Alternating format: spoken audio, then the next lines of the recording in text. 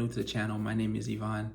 I'm a prospective doctor and business owner. And what I do here is I take all the lessons I learned in the hospital dealing with thousands of patients and I apply them and I share them on YouTube. Today we're talking about medical emergencies I've actually experienced as a student. So you always see these, the videos, right? They say, is there a doctor on board or is there a doctor here that can help whenever there's an emergency in public? And I've actually experienced 4 of them. So I'm gonna go through all 4, some pretty cool stories. Let's get started. I'm actually gonna start with the one that happened this weekend. So I was working at an urgent care this weekend. I had an urgent care shift and I was leaving Jersey, trying to get back to Manhattan, to New York. And it was a weekend, so it's a Saturday, and usually on Saturdays, they have what we call weekend schedules. So the trains are delayed, there's always track maintenance on the trackway. So things take longer for the trains to arrive. So it's 3 p.m., I left my shift, I'm waiting underground in the tunnel, waiting for the train at Grove Street that's gonna take you from Jersey all the way to Manhattan. So there's 2 stops until we get to Manhattan. I'm sitting there waiting, 10 minutes goes by, 20 minutes, 30 minutes, 40 minutes goes by, and finally the train is coming. At this point, everyone is frustrated. There's like maybe 100 people waiting to get onto the train. And as the train files in, we see that the train cars are even packed, right? There's a bunch of people there. It's almost like, imagine if you've ever seen like a movie, you've seen like India or Africa, people are just hanging from the train. It was like that. It was shoulder to shoulder. There was standing room only. You could barely breathe in there. So train door opens, bam, I slide in. A bunch of people leave, I come in, a few other people come in. People are pushing, people are really frustrated. There's one lady next to me and she has 3 kids. Now this is important for the story. This lady is super aggressive. I mean, I guess she's, maternal instinct trying to protect the kids, but she's next level aggressive. She's pushing everybody, anxious. Train doors closed, we're taking off. Everyone there is visibly uncomfortable. You're standing here, the next guy is here, his breath is in your face. The other guy here, this guy is musty. It's a lot going on, right? So we have one more stop until we get to Manhattan. Now the train stops at Exchange Place. When we get to Exchange Place, there's even more people that are trying to get onto the train. So people are leaving the train car as other people are getting on. And people start to push, right? People are getting impatient. Everyone wants to get to Manhattan. Everyone has something to do, which I understand. The lady I told you about earlier with the 3 kids, she's pushing. She's pushing, she's yelling. She said, hey, make sure you don't squish my kids. She's pushing everybody, things like that. So a few families are trying to kind of push in. Finally, some people make it in, some people don't make it in, but the train door is closed. And then we start to hear a knocking right before the train takes off. I'm looking around, I don't see where the knocking is coming from. Then I look at the window and I see a mom, she's like visibly banging on the window like this. And the dad is also banging on the window. And I look down, I see the kid is inside the train. The parents are outside the train. We're trying to knock, we're trying to make noise so the train opens, but the train door doesn't open. Train takes off. Now the train is going to Manhattan and the parents are stuck in Jersey. Wow. So that same lady I was telling you about, she starts panicking because she was actually the person pushing the family out, right? So maybe a little bit of guilt. She starts panicking. She points this button for the conductor, right? She rings a button for the conductor. She says, conductor, open the door, open the door. There's a baby on a train. His parents ain't here. Open the door, right? The conductor says, what? The lady says, there's a baby on a train. The parents ain't here. Open the door. And bam, the train stops. Oof. So the train is stopped now. We are underground. And the PATH train that goes from Jersey to New York actually runs underground, underwater, under the Hudson River. So we're underground, or like in a tunnel under the water, under a large body of water. Train stops. Immediately the air turns off. It starts getting hot in here. I'm in my scrub, so everyone starts complaining about the heat. After 1 minute, 2 minutes, 3 minutes, 4 minutes, 5 minutes pass. Now the heat is actually starting to take a toll on me. I'm starting to get a little lightheaded. I can see everyone's feeling uncomfortable. People are ringing the conductor. Hey, conductor, can you turn on the AC? Can you turn on the central air? It's too hot in here. The conductor's like, sorry, it's policy. I can't turn on the air. The train is stopped until we can bring it back to Jersey to allow the parents to get their kid. Wow. So now everyone is complaining. People are starting to get hot. And then the lady that was right next to me, she's very important for the story. She says that one of the 3 kids she's with is asthmatic. So the kid has asthma. So the kid is starting to have a hard time breathing. So now I'm in my medical scrub, my medical gear. I walk over to the conductor. I ring the conductor. I say, hey, conductor, I need you to turn on the air as soon as possible, please. Someone in here is going to have a heat stroke. The conductor's like, what? I said, yeah, someone's going to have a heat stroke in the next few minutes. I need you to turn the air on as soon as possible. And everyone's looking at me in the scrubs, and I'm raising my voice a little bit, but I'm still working with the conductor, right? Everyone's freaking out. I'm like, everybody calm down, please, calm down. We're gonna get the air on. The conductor says he's gonna work on it. The kid is getting like visibly anxious. Like I know that she's starting to have a hard time breathing. At that same moment, the conductor actually walks through the train car and asking for the young child that was separated from his parents. Conductor gets the child that's separated from his parents. I see that as the door opened, right? There's a door in between every train car. As the door opened, there was some air that was let in. So as the conductor leaves, I tell the other lady, one girl standing near the door, I said, hey ma'am, open the door, keep it open. The lady says, no, I don't want to break the rules. I don't know if I can do that. I said, ma'am, open the door now. She looked at me, she opened the door. Air starts coming in. I scream at the other side of the train car, guys, open the door so air can come in. They open the door, now air is coming in. In that moment, we have some air, we have some time to buy ourselves. I'm just thinking, I'm like, man, I'm underground, I'm under the Hudson River. It's a bunch of us under a tunnel. There's really no control we have in this situation. We're at the mercy of whenever this air turns on. If someone has a heat stroke, if that kid has an asthma attack, I don't have any medication. I'm starting to talk to people like, okay, this is what we're gonna do if something goes wrong.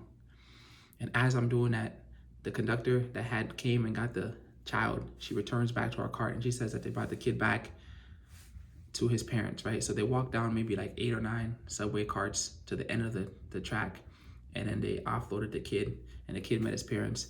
The train turned off and we entered Manhattan. And man, I felt like I was holding my breath for 10 minutes. I just, longest sigh ever, but it was so crazy. It's so crazy because it was a medical emergency that was prevented by just problem solving, me figuring out that the door under the tunnel was open and that had access to air.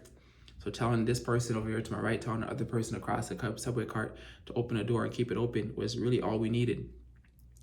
So man, I guess the moral of the story is like, sometimes you don't need to be a hero, but sometimes when you are being a hero, it's little simple things, staying calm in a situation, not losing your cool, not yelling at people, not being anxious, and giving stern directions when you need to. And then really like thinking ahead, like thinking about, okay, we have this kid that has asthma, like things could go sour pretty soon. So let me just look out for her, make sure that her health is under control. Let me recruit help in case something goes sour. So that's the first medical emergency. Being stuck under the train, no resources, under the Hudson River, not knowing what's gonna happen. Now we're gonna get to the second medical emergency. This is actually pretty funny. This happened 2 years ago. I was actually traveling with my brother. I think we were coming from, I forget where we were coming from. I think we were going to California. We had a layover in Minnesota, Minneapolis, Minnesota. And it's actually crazy because I grew up in St. Paul, Minnesota. So I kind of knew that area very intimately. My brother and I get to the airport. We're taking Alaska Airlines, right? So after our wait for our layover, we get on the airplane. I get on the plane. I get like a corner seat, and there's another guy. So it's a seat of 3. There's me right here at the corner near the window. There's another guy sitting here, and then this seat is open. The guy sitting next to me, very calm guy, nice guy, right? Not really saying much, kind of like shaking his leg. So I'm like, is this guy nervous or what's going on, right? I'm not really paying attention. I have headphones in. Flight takes off, and this guy's shaking his leg. He's calling a flight attendant. He's asking for ice chips. I said, ice chips? Huh, okay. Shaking his legs. Still, as the flight is ascending, the turbulence, he's kind of getting really, really uncomfortable. And he asked me if I have a paper, not a paper towel, a paper bag. He asked me for a paper bag. I said, I don't have one. He asked the flight attendant. The flight attendant gives him a paper bag. This guy starts vomiting profusely, literally, into the bag, 3 or 4 times. I'm like, buddy, you okay? He said, yeah, I'm okay. The vomiting continues. Like 30 minutes later, he throws up again. Flight attendant comes back. He gets some water. We give him some ginger ale. He's relaxed. And then for the next 2 or 3 hours, we were kind of quiet. And finally, I say, hey, man, you okay? Like, your stomach all right? He says, yeah, man, I'm just nervous. This is my first time flying. I said, really? He said, yeah, I'm actually from up north in Minnesota. So if you ever know Minnesota, we have the Twin Cities, St. Paul, Minneapolis, and then up north is like kind of like, we call them like the corn farmers, corn huskers. We grow a lot of corn. So a lot of people that are in the more rural parts, right, really deal with agriculture. So they don't really have access to the city. So he was one of those guys, right? He was in the rural parts of Minnesota. It was his first time flying, and he's super nervous, super airsick, which I can understand, right? So out of curiosity, I said, buddy, so why are you coming? Why are you going to California? Like, what brings you to California? You won't believe what he told me. He says, man, I finally got on this app called Tinder. I said, okay. He said, I met this girl. I've been talking to her for, 2 or 3 months. She lives in California. I said, okay. He says, and I'm going to go visit her. So I was like, wow. So you met this girl on Tinder for a few months. You've been talking to her and you're taking a plane to California to visit her. And it's your first time and that's causing the vomiting. He said, yeah. He said, man, I'm an idiot. I said, no. We do crazy things for love, right? Whatever. You got to be reasonable. So I said, okay. I guess, are you excited? He said, yeah, I'm so excited, man. I don't know what to expect. She knows I've never been out to the big city, LA, Los Angeles. I don't even know how to get an Uber. I said, really? He says, yeah, I don't even know how to download the app on my phone. So I was like, okay, well, I can help you out. When we land, I'll help you. So a few more hours goes by. As we're trying to descend, he starts vomiting again. And then I call the flight attendant. We get him a medication called Zofran, right? And I'm telling him how to keep calm and all these different things. And he's getting a little dehydrated, but we're keeping him hydrated. And I guess that was a medical emergency that I experienced, right? Trying to figure out a way to keep this guy hydrated, give him Zofran, knowing the medication that he needs to have, he needs to take, knowing how to, keep his seat reclined, knowing how to make sure we're replenishing his electrolytes. And as a student, I knew that it was like a simple way to help, but it was a way to help nonetheless. So we finally land. He throws up the last time. He throws up a little bit on my shoe this time too. It's okay. These things happen, right? We land and then he says, man, like, can you help me set up this Uber app? Right?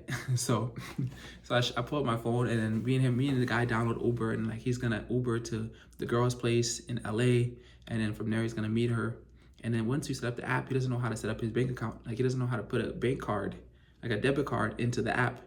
So I'm showing him, he's like, it's like seeing an alien, use technology for the first time. It was actually pretty funny, but he's trying to figure out ways to, put his debit card in. And man, finally, the plane lands. He has his Uber app. He has his card in. We get our luggage. He calls his Uber, and that was the last time I saw that guy. Simple medical emergency, like just persistent vomiting from nerves, from air sickness, from the turbulence, and a guy that was going to LA for the first time to meet the love of his life, right? The things we do for love. So that was a pretty funny story. I really like that story because it was meaningful, right? Like people have these lives, and when you take a second to understand someone's life, you can kind of see why things happen the way they do. That's story number 2. Last 2 stories are kind of things I saw in public. They both involve 2 homeless guys that I saw. I was in Manhattan walking, picking up a friend that came to visit from Baltimore. We're walking kind of near the place that we were staying at, and I saw a homeless guy on the floor. He was like this, and he was saying, "Señor," and like kind of calling for help. And I said, "Mi no habla español." Like I didn't speak English, but there was another guy sitting there, and this guy was kind of talking to the homeless guy. And this guy also had his wife. I guess he was going on date night. Before he walked into the restaurant, I saw the homeless guy on the floor, went over there to see if he needed some help. And I come over there and I'm like, hey, is everything okay? And the other guy that was helping, he says, yeah, this seems like this homeless guy may be having a heart attack. He says, are you a medical professional? I was like, yeah, I guess I'm a med student. I can help, I guess. And the guy starts describing like what's going on. And he says, yeah, this homeless guy, like he's having some chest pain that's radiating to his shoulder. He's feeling the pain in his jaw. He's out of breath. He's sweating. And he's just kind of closing his eyes. And normally you see a homeless guy kind of laying down, you leave him alone, especially in the East Coast. You don't really bother people. You don't bother homeless people. It's kind of different. That's like the culture here. But because we understand medicine, we know that this guy's laying down, but he's clutching his chest. He's diaphoretic, or he's sweating. He's breathing. He's having a hard time breathing. His skin is turning pale. These are symptoms of a heart attack. So we called the paramedics. Paramedics came, and then we got the homeless man. He gave the other guy helping gave the story, and then we got the homeless man to the hospital. And as the paramedics put him into the car, I turn around and I shake the other guy's hand, and the guy tells me, he's like, yeah, I'm actually a practicing physician. I'm actually a doctor at this hospital. I was here on date night with my wife. Thank you for helping as a student. And I was like, wow. Like, this guy was, doing his thing, didn't have to help, but intervened. He didn't even tell me he was a doctor, So, I mean, that was like it was pretty inspiring. It was pretty cool to see. Last story was I was leaving Newark, New Jersey, climbing up a flight of steps. And man, there was a train. I was taking a train again to Manhattan. And this train was literally leaving in 2 minutes. And as I'm climbing the steps, I see that the train is leaving in 1 minute. So I'm running. And before I exit the stairway, I see a homeless guy laying down. I'm like, damn, the train is leaving in 1 minute. Do I take the train or do I see what's going on with this guy? Something in my gut said, man, see what's going on with that guy. So I stop. I miss the train. The train takes off. I look at the guy. I call his name. The guy doesn't respond. What's going on? This guy's sleeping. So I do a sternal rub. I start rubbing his chest like this. The guy doesn't respond. I pinch his fingernails. He doesn't respond. I'm using like noxious stimuli, meaning like I'm like inducing pain to wake the guy up. He's not responding. I look at his chest. The guy's barely breathing. I said, oh shit. So I open his eye. I flash my flashlight and I see that his pupils are pinpoint. So his pupils are very small. And for anyone not in medicine, you know that if someone has pinpoint pupils, that means that they've taken a drug. They've taken opioids. Opioids cause your pupils to be low like that, and they cause you to not breathe. So immediately I call 911. I said, hey, I got a guy here at the top of the steps. I just saw him. I don't know how long he's been down. He's not conscious. He's not responding. His pupils are pinpoint. He's not breathing well. I need you guys to respond here. They said, okay, where are you guys at? We're on a train, are you guys? I said, I'm on a stairwell near this train. Please come as soon as possible. And literally, I just saw a bunch of people. As I was talking to the guy, I saw everyone just kind of running up the stairway, climbing over the guy and going to their train. No one even cared, right? And I mean, it was kind of shocking to see. Everyone was just going about their business. So finally, the police come, and they come with this thing called Narcan, right? Narcan is like something you inject in someone's nose, and if they've taken like fentanyl or these kind of drugs, it kicks off that drug from the brain, so it allows them to breathe and stuff. So the police came, they injected it into his nose. The guy started breathing again, and then I finally took my train. But that was a pretty crazy thing, and I guess like those 4 stories helped me understand the value of medicine, the value of having a skill set where you can actually see danger when it's coming, the value of, you know, in emergency situations, you know, staying calm, breathing, and using your thinking process. That's kind of what those 4 stories have taught me. And then another thing is like, you know, getting outside of our own head. Like I know we have things to do. Some people have kids, people have places to go. But sometimes someone needs help, and you have to be willing to be late for work. You have to be willing to upset your boss. You have to be willing to miss that family dinner.